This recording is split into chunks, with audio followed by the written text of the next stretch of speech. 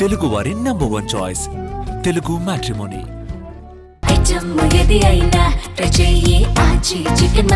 ఆచి చికెన్ మసాలా. వైసీపీకి గుబ్బులు రేపుతున్న Avinash Reddy police custody. వివరాల్లోకి వెళ్ళినట్లయితే ముప్పిడి అవినాష్ రెడ్డి తెలుసు కదా, ఏదైతే ఈ లిక్కర్ కుంభకోణంలో ఉన్నాడు కదా, A7 ఆయనకి సంబంధించిన పోలీస్ కస్టడీ. ఇప్పుడు ఇందులో ఏం జరిగింది ఏంటి అనేది తెలియజేస్తాను. సో ప్రధానంగా ఏంటి అంటే, దీనికంటే ముందుగా A1గా ఉన్న రాజకేశిరెడ్డి పలుమార్లు బెయిల్ కోసం కోర్టును ఆశ్రయించారుగా. హైకోర్టుకి వెళ్ళారు, సుప్రీంకోర్టుకి వెళ్ళారు. ఏ కోర్టుకి వెళ్ళినా ముందు ఆ ముప్పిడి అవినాష్ రెడ్డి ఎక్కడ ఉన్నాడో ముందు ఆయన రానియండి, వచ్చిన తర్వాత చూద్దామని చెప్పేసి అన్నారు. ఇక తప్పనిసరి పరిస్థితుల్లో అది కూడా లుకౌట్ నోటీసులు, రెడ్ కార్నర్ నోటీసులు మొత్తం జారీ చేస్తే అప్పుడు వచ్చి సరెండర్ అయ్యాడు ఈ ముప్పిడి అవినాష్ రెడ్డి. సరే, ఇక ఇప్పుడు ఏం జరిగింది అనేది మీకు నేను వివరిస్తా. సో ఇక్కడ చూడండి, ఏదైతే ఈ మద్యం కుంభకోణానికి సంబంధించిన దాంట్లో A7గా ఉన్నాడు ముప్పిడి అవినాష్ రెడ్డి. అయితే 3 రోజుల పాటు పోలీస్ కస్టడీకి ఇచ్చింది. నిందితుడి నుంచి కీలక సమాచారం రాబట్టవలసి ఉంది. చాలా చాలా ఇంపార్టెంట్ ఇన్ఫర్మేషన్ మనోడి దగ్గర నుంచి రాబట్టవలసి ఉందట. 5 రోజుల కస్టడీకి ఇవ్వాలని సిట్ అధికారులు ACB కోర్టులో ఈ యొక్క పిటిషన్ దాఖలు చేశారు.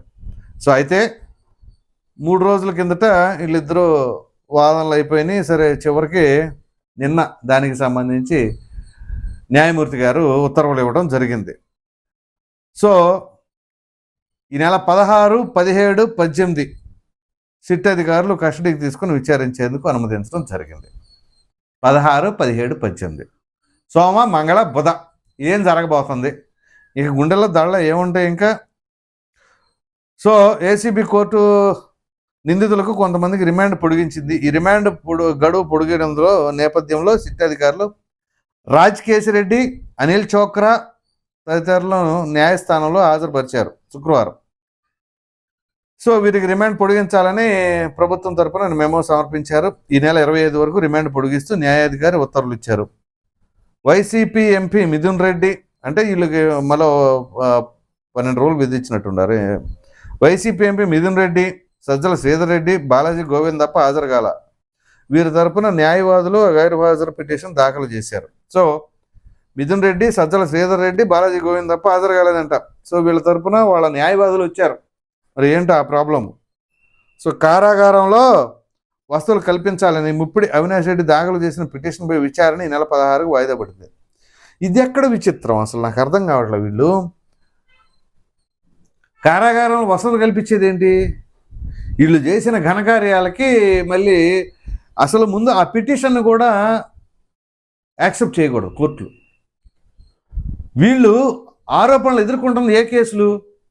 ప్రజాధనాన్ని లడ్డూలు తిన్నట్టు తినేశారు, చాక్లెట్లు మింగినట్టు మింగేశారు. ఇది చేసింది కాక మరలా ఈ రకంగా వసతులు కావాలి అని వీళ్ళు కోర్టులకు వెళ్ళడం ఏంటి అసలు?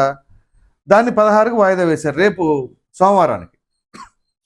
సో ధనుంజయ రెడ్డి, కృష్ణమోహన్ రెడ్డి, బాలాజీ గోవింద్ తప్ప రెగ్యులర్ బెయిల్ పిటిషన్లపై సిట్ కౌంటర్లు దాఖలు చేయలేదు. దీన్ని గడువు పెంచుతూ తదుపరి విచారణను సోమవారానికి వాయిదా వేశారు. సో రేపు సోమవారం చాలా ఉన్నాయి. జ్యుడిషియల్ రిమాండ్లో ఉన్న వాసుదేవరెడ్డి బెయిల్ పిటిషన్పై సిట్ కౌంటర్ దాఖలు చేసే నిమిత్తం విచారణ సోమవారానికి వాయిదా వేశారు. ఒక పక్కన వాసుదేవరెడ్డి తెలుసు కదా, ఈ బెవరేజెస్ కార్పొరేషన్ MDగా చేశాడు ఆయన, A2. సో A1, A2 ఎంతమంది ఉన్నారో చిట్టా తెలీదు. వీళ్ళందరి నేపథ్యంలోనే ఇక్కడ ఈ మద్యానికి సంబంధించిన వాళ్ళు ఇప్పుడు అవినాష్ రెడ్డి, ఈ ముప్పిడి అవినాష్ రెడ్డి ఇంతకాలం అక్కడక్కడ దాక్కొని అబ్స్కాండ్ అయిపోయి ఎట్టకేలకు తప్పనిసరి పరిస్థితుల్లో వచ్చి సరెండర్ అయ్యి మళ్ళీ ఇప్పుడు వసతులు కావాలి అని చెప్పేసి ఈయన పిటిషన్ దాఖలు చేశారు. అదే అంటుంది, వీళ్ళకి అసలు ఆ పిటిషన్లు కూడా యాక్సెప్ట్ చేయకూడదు.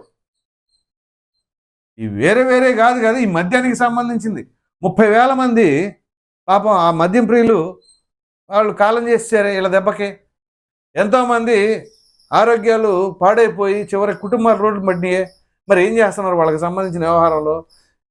మళ్ళా జగన్మోహన్ రెడ్డి గారు దానికి పెద్ద ఇది పెట్టేసి మేనిఫెస్టోలో ఏమిటి, నేను 5 స్టార్ హోటళ్ళకే పరిమితం చేస్తా 2024 ఎన్నికలకి సమయానికి, అలా చేసే నేను మీ దగ్గరకు చోట్లు అడుగుతాను. మరి అది చేయకుండా వచ్చి అడిగారు మొన్న ఏం చేశారు?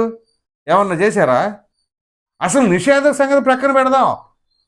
ఎక్కడ లేని పనికిమాలిన ముందంతా తీసుకొచ్చి రాష్ట్రంలో ఆ మద్యం ప్రియుల మీద రుద్దేసి అధిక ధరలు చేసేసి వాళ్ళని రోడ్ల మీద అడుక్కునే స్థితికి తీసుకొచ్చింది ఎవరో? ఆ పాలసీ కదా. మరలా వీళ్ళందరూ పందికొక్కలాగా ఒక్కొక్కళ్ళు ఎంతెంత ఎన్ని వేల కోట్లు తినేశారు. మరలా వీళ్ళందరూ ఎంతెంత తినేశారు అనేది గణాంకాలు చూస్తుంటే కళ్ళు బయర్లు గమ్ముతుంది. ఏది అక్కడ ఆ మూతలో తయారు చేసే దగ్గర కానీ, హాలోగ్రామ్స్కి కానీ, ఆ బాటిల్స్కి కానీ, ఇది కాకుండా ట్రాన్స్పోర్టేషన్కి అది ఆయన ఎవరు? కారుమూరి నాగేశ్వరరావు, ఆయన కొడుకు కారుమూరి సునీల్, కోడలు కీర్తి, వీళ్ళు అక్కడ 250 నుంచి 400 కోట్లు అది స్వాహా.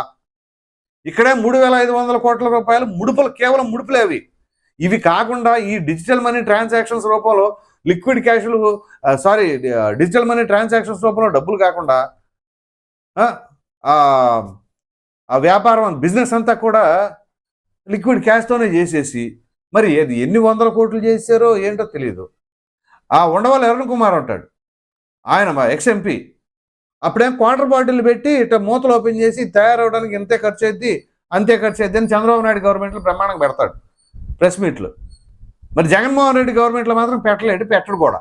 ఎందుకంటే ఆయన అత్యంత సన్నిహితుడు, దోస్తీ అయినటువంటి రాజశేఖర రెడ్డి కుమారుడు కదా. ఆయనకు కూడా కళ్ళు ఏమి కనిపించవు, తప్పులు పొరపాట్లు జరిగితే ప్రజల ప్రాణాలు పోయినా కనపడవు. అప్పుడప్పుడు మాత్రం బ్రహ్మాండంగా బయటకు వస్తాం. ఈ మధ్య ములాఖత్ కూడా వెళ్ళొచ్చారు కదా ఎవరో లోపల ఉంటే, అలా ఉంటుంది అనమాట. సో ఆ దోస్తి మరలా మేధావిలాగా ప్రెస్ మీట్లు పెట్టేసి మాట్లాడుతాం. ఇప్పుడు పెట్టడే ఆ పిచ్చి ముందంతా కూడా క్వార్టర్ 300 రూపాయలు చేసి అమ్మినప్పుడు 15 రూపాయలకి తయారవడానికి మిగతా ఎవరి జోబుల్లోకి వెళ్తాను. అప్పుడు అడగలేదే, అప్పుడు అడగరు. అప్పుడు మాత్రం నోటికి తాళాలు వేసుకొని ఉంటారు. కూటమి ప్రభుత్వం అధికారంలోకి రాగానే ఇక అసలు మామూలుగా కాదు. అప్పుడు ఆ తాళాలన్నీ మరి ఆయిల్ వేసి క్లీన్ చేస్తారేమో, తాళాలు ఊడిపోతాయి ఎప్పటికి. అలా ఉంటుంది అన్నమాట వీళ్ళకి. సో పక్కన ఆ రకంగా లూటీ చేసేసి ప్రభుత్వానికి రావాల్సిన ఖజానా అదంతా కూడా డైవర్ట్ అయిపోయినాయి అని చెప్పేసి ఆ రకంగా అప్పటి నుంచి వాళ్ళ పైన ఆరోపణలు వస్తుంటే కనీసం ఇంత కాకపోతే ఇంత కామెంట్ కూడా చేయలే. ఇదే ఉండవల్లి అరుణ్ కుమార్. సో సజ్జల శ్రీధర్ రెడ్డి డిస్టిలరీస్కి సంబంధించిన యజమాని ఆయనకేం సంబంధం? ఇక్కడ మద్యం పాలసీకి సంబంధించిన లైట్ సలహాడు రాజకేశరెడ్డి, ఆయనే ఇందులో A1. బాలాజీ గోవింద్ తప్ప ఆయనకేం సంబంధం? భారతీయ సిమెంట్స్ డైరెక్టర్ ఆయన. OSD Krishnamohan Reddy, IAS Dhananjaya Reddy. ఏంటి ఈ చిట్టా అంతా ఏంటి? అసలు ఏం చేశారు వీళ్ళు? సో ఇప్పుడు ఈ ముప్పిడి అవినాష్ రెడ్డి, మొన్న ప్రణయ్ ప్రకాష్, ఈశ్వర్ కిరణ్ కుమార్ రెడ్డి, ఇంకొంతమంది IITNలు, ఎవరు అతను సైమన్న ఏదో ఉంది అతని పేరు, చెన్నై IITNలు. మళ్ళీ వీళ్ళకి IITNలే కావాలి. ఏది ఆ మద్యం కుంభకోణంలో తీసుకొచ్చిన డబ్బు, ఆ డబ్బు అంతా గోడౌన్లో పెడితే కాపలా కాయడానికి. చెవిరెడ్డి భాస్కర్ రెడ్డి, ఆయన అనుచరుడు వెంకటేష్ నాయుడు, ఇలా ఉంటుంది అనమాట. ఇంతమంది ఈ రకంగా ఇన్వాల్వ్ అయ్యి ఉంటే ఈ కేసుకు సంబంధించిన దాంట్లో అసలు కుంభకోణమే జరగల, మద్యం స్కామే జరగల. సుప్రీంకోర్టు కామెంట్ చేసింది కదా, ఎంత సీరియస్గా చేసింది. రాజకేశరెడ్డి బెయిల్కి వెళ్తే నువ్వు 100 కోట్లు కొట్టేసి 10 నెలలు ఉన్నావో లేదో బెయిల్ కావాలని చెప్పేసి అందంటే ఎంత స్ట్రాంగ్ కామెంట్ అది. దాన్ని ఎలా కన్సిడర్ చేయాలి?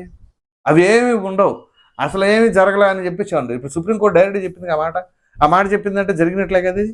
ఇప్పుడు సుప్రీంకోర్టుని కాంట్రాడిక్ట్ చేసినట్టుగా మాట్లాడండి ఎవరైనా, సాసి ఈడ్చుకెళ్ళిపోతారు, మామూలుగా ఉండదు. సో మొత్తం మీద చెప్పుకోవాల్సి వస్తే ఇప్పుడు ముప్పిడి అవినాష్ రెడ్డి రేపు 16, 17, 18 తేదీల్లో 3 రోజులు కస్టడీలో నోరు విప్పబోతున్నాడా లేదా? విప్పితే ఎవరి సమాచారం రాబోతా ఉంది, ఎవరి మెడకు చుట్టుకోబోతా ఉంది అంటే ఇప్పుడు ఉన్న వాళ్ళ పేర్లే ఉంటాయా, ఇవి కాకుండా కొత్త పేర్లు ఏమైనా యాడ్ కాబోతున్నాయా? ఇదంతా కూడా చాలా ఆసక్తికరంగా ఉండబోతుంది. సో మరి చూద్దాం. రేపు సోమవారం ఈ మిథున్ రెడ్డి వాళ్ళ బెయిల్కి సంబంధించింది కానీ, ఈ రాజకేశరెడ్డి, ధనంజయ రెడ్డి వీళ్ళందరికి సంబంధించిన ఈ ఉగుదాని తర్వాత అన్ని పెండింగ్లో ఉన్నాయి కదా, వాటితో పాటుగా ప్రధానంగా ఏటుగా ఉన్న వాసుదేవరెడ్డికి సంబంధించింది కూడా ఉంది కదా. ఇవన్నీ రేపు ఏం జరగబోతున్నాయి, ముప్పిడి అవినాష్ రెడ్డి ఏం నోరు జరగబోతున్నాడు అనేది తెలియాలి అంటే రేపటి వరకు వేచి చూడవలసి ఉంది. మరి ఏం జరగబోతుందని మీరు అనుకుంటున్నారో అనే అభిప్రాయాన్ని అయితే కామెంట్లో తప్పకుండా తెలియచేయండి. Thank you.